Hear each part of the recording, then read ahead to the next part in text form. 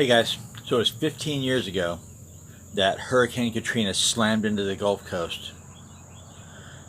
People were displaced, homes were destroyed, millions in damage was done, and thousands of lives were lost. We have no idea the level of evil that took place in the weeks it took for government to step in and finally get the National Guard in there to help with the situation. And we swore it would never happen again. Well,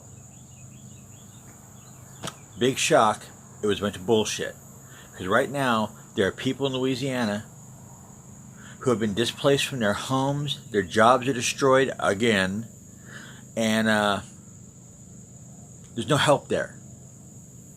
Only this time, big media, ABC, CBS, NBC, MSNBC, CNBC, yeah, they don't have shit to say about it because they're too busy talking about the scamdemic.